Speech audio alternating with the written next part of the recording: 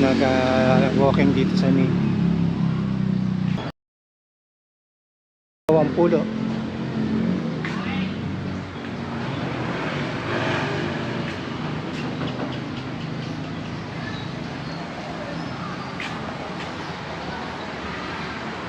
Mga palaruan nila.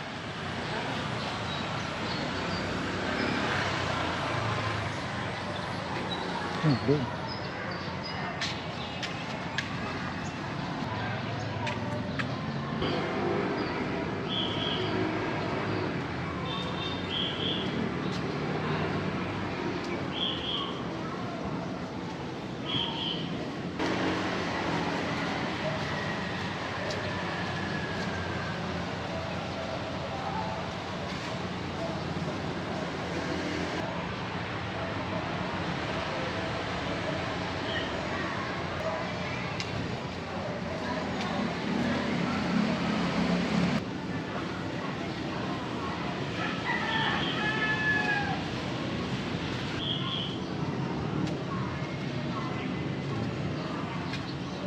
Yan, good morning guys. Nandito yan sa may, nakikita nyo yung view.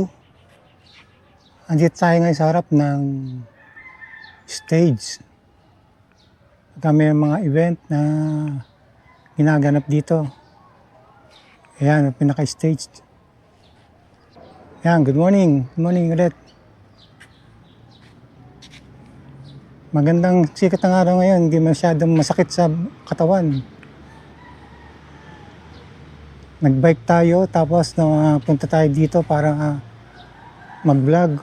Nakita sa inyo ang itsura nitong maganda dito, malilim. Marami siyang puno. Maraming palaruan.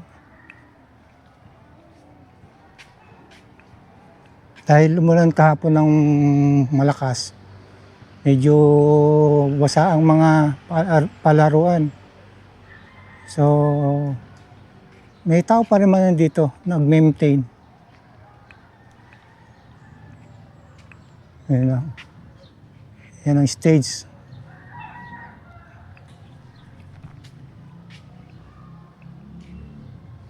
May bala kayo ditong pumasyal.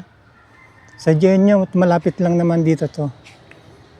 Nasa Valenzuela tayo.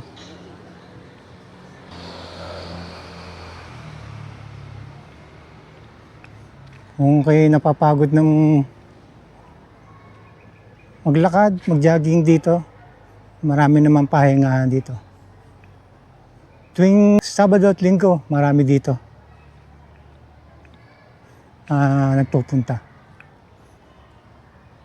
So yeah, meron din mga palaruan para sa mga kids. Merong swing, may siso, makulay yung sahig, yung ano siya parang foam.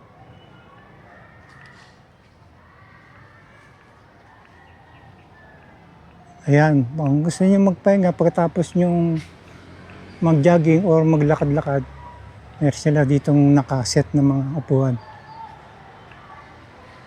Pwede rin kayo kumain dito.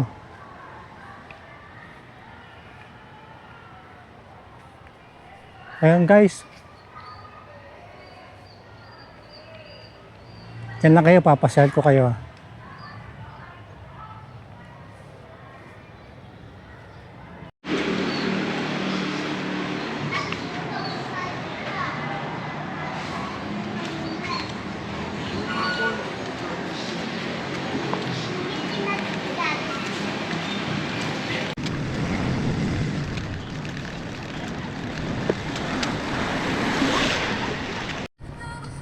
Ayan, mga kabi.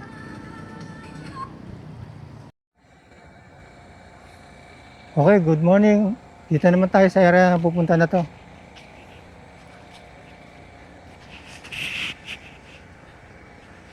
Itong ginagawa dito sa area na ito, medyo malapit na rin. Nga pala, ito na yung dulo. yung dulo. Tapos, yung ginagawa dito sa may area na yan, malapit na.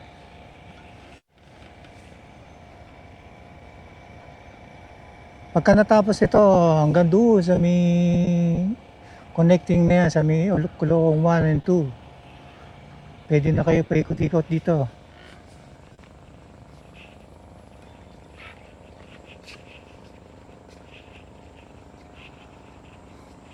So yun guys.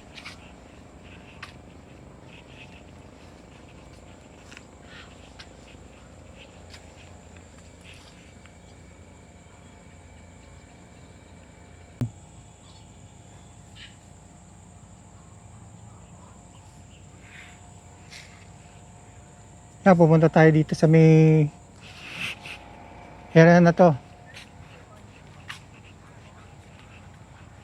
Morning sa lahat sa inyo mga.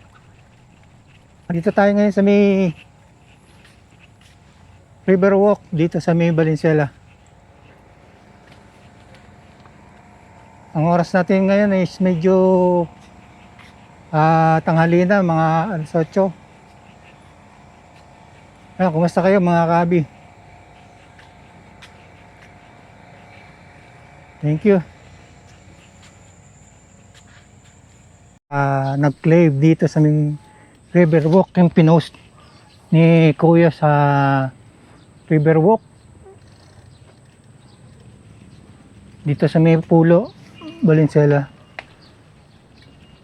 Bali, ang nangyari pala, nasa puno siya, nakita niya, lumipad sa balikat niya, medyo natakot siya. So pumunta sa may railing, tapos maya maya tinatawag niya, siguro nag-alanganin yung ibon. So dinakma niya. Tapos habang nandito ako, kinlaim nung Team Kamanaba yung ibon, isa sa member ng Team Kamanaba. Pinakita rin sa akin ni Kuya yung picture, paano kinuha nung ni Kuya yung supposedly na may-ari ng ibon na Indian ringneck. Binigay rin yung number. So just in case. So yun. Marami naman daw umaangkin, nagpo-text sa kanya. Sabi ko kay Kuya, ganun talaga. Hindi mo mapiplease ang lahat ng taong sa ngayon. May naghahangad na hindi naman siya ang tunay na may-ari. Ano siya isa siyang tame. Pre-fly siya. At hinampid, ewan ko kung hinampid pa yan, pero nung unang tawag daw ni Kuya, nung magmay-ari, sumama agad. Tiga pasolo daw siya. Sabi nung stop dito sa Riverwalk. So yun lang mga kabi. Just in case lang merong maghanap din sa inyo dyan, punta lang kayo doon sa Riverwalk. Although na-claim na nga nung isang member ng Kamanaba team ng mga free flyers. Okay, maraming salamat. Subukan nating mag-vlog kay Sir Lito ng Ubra. Matagal na natin hindi nakikita ang kanyang aviary.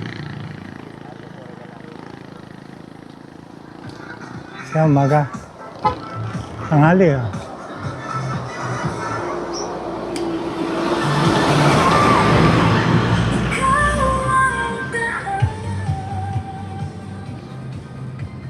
Tara, samahan niyo ako ah.